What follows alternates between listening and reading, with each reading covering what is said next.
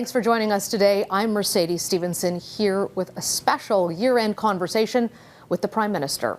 It's been quite a year for Justin Trudeau, from the affordability crisis to questions about his own political leadership. And then there were the national security and foreign policy challenges that he had to contend with. I sat down with the Prime Minister a week before Christmas. Here's our conversation. Prime Minister, welcome. Thank you for joining us. It's always a pleasure, Mercedes. It is Christmas time, and it's a tough time for a lot of people at this time of year, and I imagine maybe a bit of a tough time for you. You've had a tough year, politically, personally. How are you doing? But that's the question we're always asking each other. Right now, times are tough for everyone, and that's why really we see the best of Canadians coming forward at this moment as people continue to roll up their sleeves and lean in for each other, even while everything is challenging. And yeah, I think this is a moment at the holidays when everyone's going to be pulling together and reflecting on hopefully a much better year in 2024. Your polls would indicate that you're not heading for a better year. 7 out of 10 Canadians want you to step down. There was a recent poll saying that Chrystia Freeland and Mark Carney were both more popular choices than you to lead the Liberal Party. Why do you think Canadians are so frustrated with you? Well, I think first of all, it's a really frustrating time, full stop. There's so much going on around the world. There's so much impacting us here at home. There's so many challenges people are facing in their daily lives, from groceries to rent, that yeah, there's a lot of frustration, but we have been working incredibly hard to deliver for Canadians in really concrete ways. And to my mind, this is exactly not the time to be slowing down or to stop fighting for people. We have been focused on delivering for Canadians for 8 years now, and the context we're in right now, where progress has become so fragile because of global and large macro events, is the time to be doubling down and rolling up our sleeves, and that's what I'm here for. And I understand wanting to advance that agenda, and that it's hard to let go of being in power once you're in. But historically, Canadian prime ministers don't get elected 4 times in a row, and people are being very clear that they don't like you in these polls. Listen, people are frustrated right now, but on a personal level, I made a commitment in 2015 to a whole bunch of young people who came out to vote for the very, very first time that we were going to be doing the right kinds of things to secure the promise of this country in a way that people were worried about. And years later, even with everything we've done on the environment, on inclusion, on gender equality, on growing the economy, on reconciliation, those young people, 8 years later, are having trouble paying their rent, worried about their future in ways that are just as tangible, if not more, because of the global context we're in. And I didn't make a promise that I was going to make things better for them and then walk away after 4 years or even after 8 years. I said I'd be there to fight for them every single day. Even if That's they what don't I'm want doing you now. there.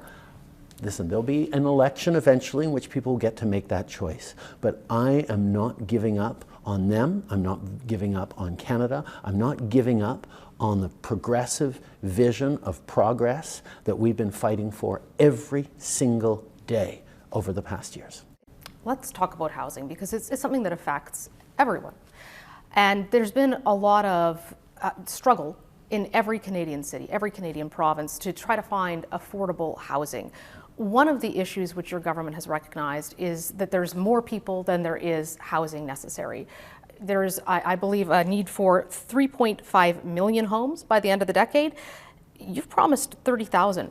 It's only 1% of the supply. Why so low? On the contrary, we've actually made commitments that are adding up to about 300,000 new units over the coming decade. These are the kinds of things we need to accelerate, and there's no one way of doing it. What we've come at is not a single silver bullet, but a massive range of initiatives, whether it's the First Home Savings Account that 300,000 people have used to start being able to save up for a down payment, whether it's the Rapid Housing Initiative that has quickly got things up and running across the country, whether it's the Housing Accelerator that is securing deals with cities that are transforming their zoning, transforming densification, so they're building more places near public transit to create more livable cities and communities. And those things are starting to land, and they will just accelerate over the coming years.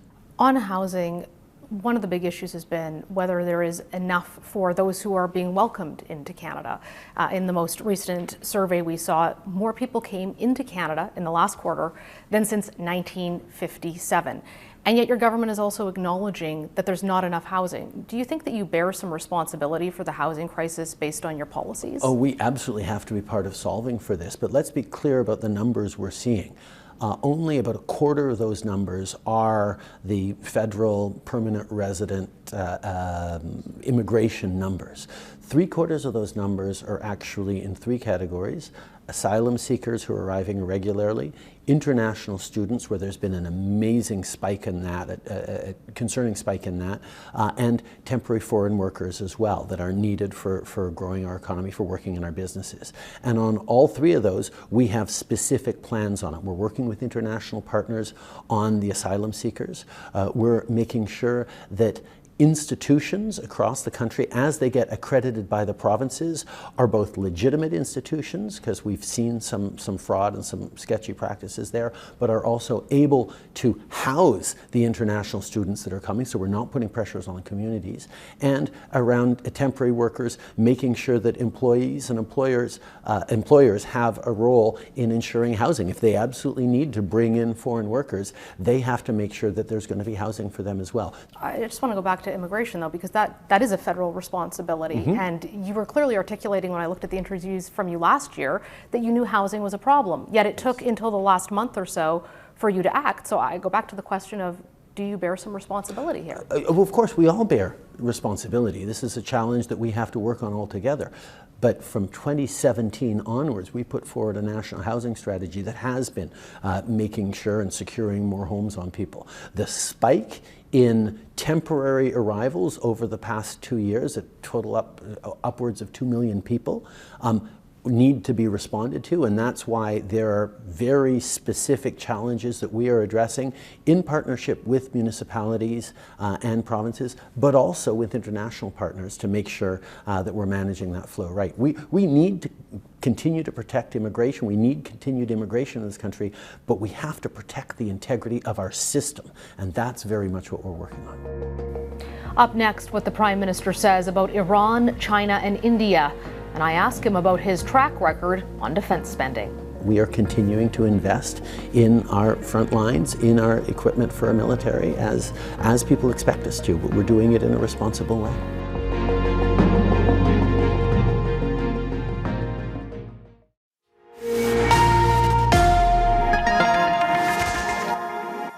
I want to move on to foreign and defense policy, something that really has played a significant role in domestic politics this year, perhaps more so than usual, with all the crisis that the Canadian Armed Forces have been called on to help with. You say a Canadian citizen murdered on our soil by a foreign government, concern about Iranian senior regime officials intimidating Canadians, concerns about China intimidating the diaspora population here as well. When you look at the national security picture for the country, what do you see? I see an incredibly complex world in which Canada, being a country of laws, a country of defense of the international rules-based order, has a more important role to play than many other countries around the world. If you look over the past number of years, whether it's been with China and the two Michaels, whether it was the challenges we had with Saudi Arabia, whether it's the challenges we have right now with India, whether it's ongoing challenges with Iran around PS 752 and foreign interference on the ground, continued challenges with Russia and their violation of the UN Charter and the international rules-based order in engaging in invading Ukraine. Every step of the way, Canada has doubled down on our values and on the rules-based order. We have shown that we stand up for what is right and what is our system of justice. And we have stayed strong at a time where bigger countries and countries that play by different rules have tried really hard to impact us, and we're continuing to defend ourselves in all the right ways. Do you think that part of the reason why some of those bigger countries or our allies aren't listening is our lack of investment in foreign policy and defense? Canada has continued to step up as a member of NATO, as an international partner, whether with our Indo-Pacific strategy or things like investing in vaccine facilities in South Africa, or being part of significant investments across Eastern Europe in nuclear plants and things like that. Canada is a very engaged international partner, and countries around the world continue to look to us as one of those countries that's always going to stand up and defend the rules. That's not what I hear from our allies. They point to us having 3 days worth of ammunition if a war to break out, to not having tanks that function, and those that are overseas in Latvia, and the government has not made efforts to replace them. They point to $1 billion coming in defense cuts. They point to you allegedly, privately saying that we'll never hit 2% of GDP. Okay, well, those examples are all specifically on defense. What I'm talking about is the large international frame. But even on defense, we have since 2017 stepped up with about 70% increases on our defense spending. We're going to continue to do more and more in defense. We just announced a $38 billion NORAD modernization. We're stepping up with F-35s. Yes, we've had to make up for lost time when under the Conservative government, defense spending dipped below 1% for the only time. But you've been in power for 8 years. You said you'd never buy the F-35s, which was part of the delay there, and your own chief of the defense staff is saying that if there were to be a war tomorrow, Canada would be in big trouble. Yeah. Isn't that on you after 8 years in power? Everyone is in big trouble because we have been shipping, all of us as allies, as NATO allies, shipping massive amounts of ammunition to Ukraine right now because Ukraine is on the front line of defending not just their own territory, but their international rules-based order. And that's why we are so unequivocal on Ukraine. And quite frankly, even yes, as we're fixing those procurement challenges to make sure we are getting more ammunition for Canada, for training, continuing to be there for Ukraine despite the hesitations by the Conservative Party is the best way to protect our future as a country and our system of democracy. But Canadian soldiers are looking at this and saying we can't protect our country right now. Right. We are continuing to do that. We are continuing to invest in our front lines, in our equipment for our military, as people expect us to, but we're doing it in a responsible way.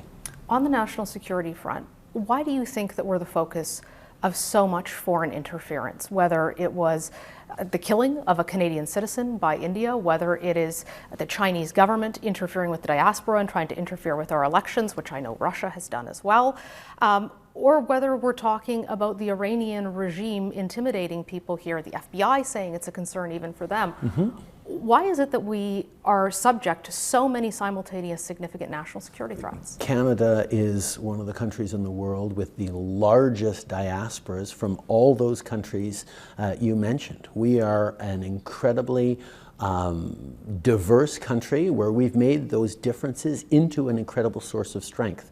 But one of the fundamental challenges we have right now is ensuring that we are protecting all Canadians, including from their home countries that maybe do want to interfere with them. And that's why, as a country that is standing up strong for democracy and the rule of law, we're a target to countries like Russia and Iran who want to destabilize democracies, and we're seeing it around the world. So why haven't you established things yet then, like a foreign agents registry, which has been recommended for almost a year now, changes to deporting Iranian officials who are here? The CBSA is deporting too, but it's been very slow. One of the individuals being deported who somehow got into Canada despite your changes in the law is the former head of the morality police, the same force that was killing women for refusing to wear a hijab. Yeah. No, obviously that's unacceptable, and these are things that we are working on. But those are sort of the next steps that we are right now working on, including the foreign agent registry. But we have been acting on this since 2015. We brought in a national security committee of parliamentarians. For the first time, there's oversight by all different parties over our national security. They say they're not getting transparency. They are getting the highest level of clearance. They are getting all the necessary tools to oversee everything that is being done. We move forward on an election panel of top civil servants and security agencies to ensure the integrity of the elections, as they did in 2019, 2021. We've moved forward with significant investments in encountering foreign interference. We even led on that in 2018 at the G7 meeting here in Canada, where we created the rapid response mechanism that the G7 relies on in terms of electoral and domestic interference. So we've done a lot, but you're absolutely right. There's a lot more to do, and that's what we're continuing to do. Coming up, I ask the Prime Minister about the rising threat of terrorism in Canada. What we're seeing is terrifying, and it is something that we absolutely have to act on.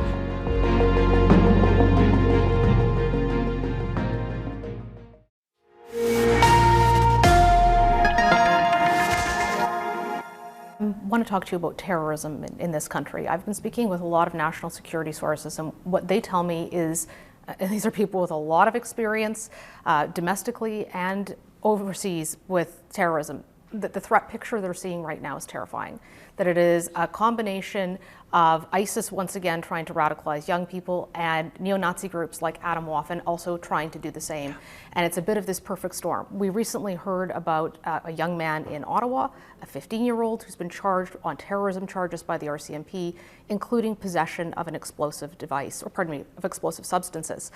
And the RCMP put out an actual press release and said there's been 5 cases of people under the age of 18 facing terrorism charges or terrorism peace bonds just since this summer. What are you being briefed here on what's happening? Oh, that it is very, very serious. We have taken the issue of terrorism incredibly seriously from the beginning, whether it's empowering our national security agencies, ensuring that there's oversight that is encouraging them and making sure they're doing more and getting that accountability. What we're seeing particularly right now with the rise of anti-Semitism linked to what's happening overseas right now is terrifying, and it is something that we absolutely have to act on, and we are acting on. The arrest on the weekend was an extremely important moment where we're demonstrating that we're doing everything we can to keep the Jewish community in this country safe, and we'll continue to keep all communities safe in this country. What do you think of some of the protests that we've seen here in malls outside Jewish businesses? There was one here in Ottawa surrounding the Santa photo booth where kids were taking their pictures. These are people protesting in support of Gaza. But some people feel those protests are crossing a line. What do you think? First of all, the freedom to protest, the freedom to express their political views is extraordinarily important in Canada. We will always, always defend that. The lines get approached and crossed when they are actually targeting individual Canadians who have no more responsibility for what's going on overseas than that they happen to be Jewish, for example. That's unacceptable. Protesting and sharing the legitimate aspirations for the Palestinian people, absolutely, knock yourself out. We should be doing that and free to do that everywhere and anywhere. But the specifically making other Canadians feel unsafe, whether it's Jewish kids on campus, whether it's families wanting to celebrate Christmas with their kids at a photo booth and made to feel guilty because the horrific fact that there are kids dying overseas in Gaza is something that people can be made aware of, but the aggressive and the underlying violence in making other people feel unsafe in this country isn't part of free protesting, of freedom of speech or lawful protest. Do you think the police should do something about that? I think the police need to make sure that they are arresting people who are engaged in acts of violence and who are breaking the law, whether it's a sound ordinance or a trespassing. These are things that we do have to take seriously because they snowball. We see maybe there's 50 people showing up to peacefully express their support for a legitimate and real concern that they have, that there are lots of them out there. But the one person who then gets encouraged or incited to break a window or attack someone or pull someone's clothing off or go at them, that's something we all have a responsibility to be thoughtful about, and to remember who we are as Canadians. We are the country in the world that does diversity better than just about anyone else. And our capacity to actually hear and understand each other's fears and concerns and grief and anguish, and connect with each other as people and not as caricatures of what they are, and the dehumanization that goes on both sides, whether it's around Islamophobia or anti-Semitism, is something that we have to make sure we're remembering who we are as Canadians, that we are open to each other, that we feel each other's pain even if we don't come from the same perspective. And the quicker we can get to remembering who we are as Canadians, the more we're going to be able to be useful in spreading that peace and security around the world. One last question for you. You changed your position on Israel over the course of the last couple of months. You were initially very pro-Israeli, Israel's right to defend itself, and you've since decided that a ceasefire is necessary.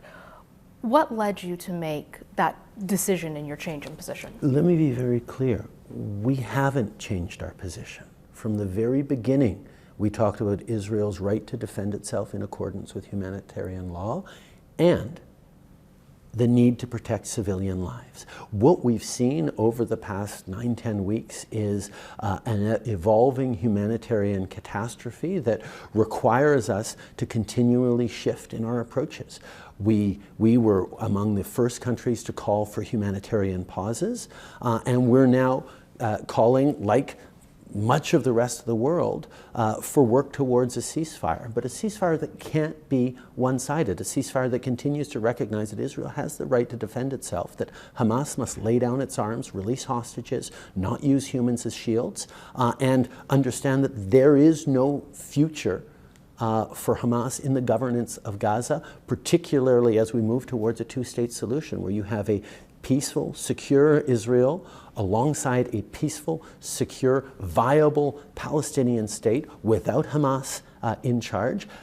That's where we need to get to. That has been Canada's position from the very beginning, and that continues to be our position. We are responding as necessary to events as they unfold, as time goes on. But our position remains exactly the same. Can you have a ceasefire with Hamas that doesn't in some way legitimize them? There was a ceasefire that Hamas broke on October 7th. There had been a ceasefire since 2021 because the only path towards peace is getting hostages released, getting humanitarian aid in, and removing Hamas as the governing body of Gaza. That's the only way forward, and those are the conditions we're putting in towards a ceasefire. Prime Minister, I know that you have a lot to do. We appreciate you sitting down with us and answering questions for Canadians, and we'll see what 2024 brings. We shall, but thank you very much for taking the time, Mercedes.